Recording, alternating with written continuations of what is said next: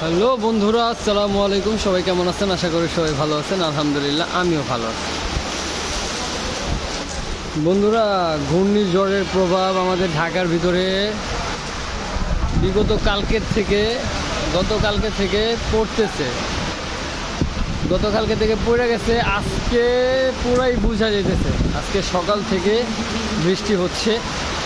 সকালে ভিজে ভিজে শোরুমে আসছি। আমাদের বঙ্গবন্ধু জাতীয় স্টেডিয়াম এটা, আর আমাদের এই মার্কেটের নাম, আমাদের যে শোরুম, যেখানে আমাদের শোরুমের নাম হচ্ছে মাওলানা ভাসানী স্টেডিয়াম। তো কাস্টমার তো নাই, বৃষ্টির ভিতরে কাস্টমার না আসাটাই স্বাভাবিক, কিন্তু ঘূর্ণিঝড়ের প্রভাব দাদা শুরু হয়ে গেছে। ভয় লাগতেছে, কারণ ঘূর্ণিঝড় বাতাস ছাড়লে একটু ভয় লাগে। এমনি বৃষ্টি হইলে স্বাভাবিক, বৃষ্টি হইলে ভয় লাগে না, বৃষ্টি তো সবারই ভালো লাগে।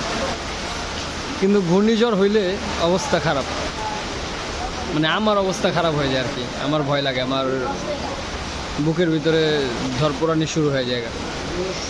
নবী সাল্লাম ঘূর্ণিঝড় পাইলে ওনারও ভয় লাগতো, উনিও ভয় পাইতো,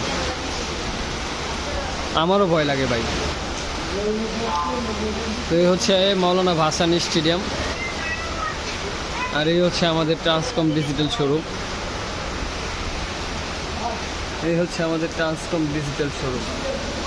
যেখানে আমি জব করি। আর অবস্থা কি বলবো, অবস্থা দেখতেই পাচ্ছেন। কুকুরগুলো বসার জায়গা খুঁজতেছে, কিন্তু বসতে পারতেছে না। দেখেন কি অবস্থাটা দেখেন মাওলানা ভাসানী স্টেডিয়ামের এবং বঙ্গবন্ধু জাতীয় স্টেডিয়ামের। এই দেখেন, ঘূর্ণিঝড় ঢাকার ভিতরে ঢুকে গেছে। ওই পাশে দুইটা গাছ ভেঙে পড়ছে, তার কারেন্টের তার, ডিসেল লাইনের তার, নেটের লাইনের তারগুলো ছিঁড়ছে। হ্যাঁ, কালকে থেকে ঝড় শুরু হয়েছে, বৃষ্টিও হালকা পাতলা ছিল কালকে, কিন্তু আজকে অনেক বৃষ্টি। আর খবরে বলছে যে বিকাল থেকে আরো বেশি হবে, ঘূর্ণিঝড়টা আরো আঘাত আনবে বিকালের পর আরো আঘাত আনবে ঘূর্ণিঝড়। এই হচ্ছে এখনকার পরিস্থিতি। এই হচ্ছে মাওলানা ভাসানী স্টেডিয়ামের পরিস্থিতি এবং বঙ্গবন্ধু জাতীয় স্টেডিয়ামের পরিস্থিতি।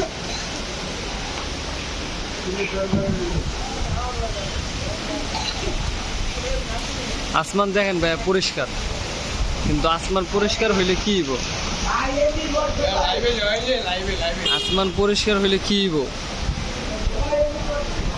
পরিষ্কার হইলে কি হইব দাদা বলেন?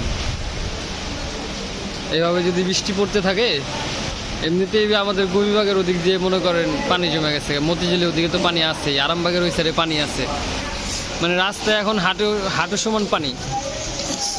আরো কিছুক্ষণ হইলে মনে হয় যে আপনার মাজা সমান হয়ে যাব পানি। এই হচ্ছে পরিস্থিতি দাদা। দেখেন পশু পাখিগুলো দেখছেন, দেখেন অবস্থাটা কি, দেখেন ভাইয়া অবস্থা।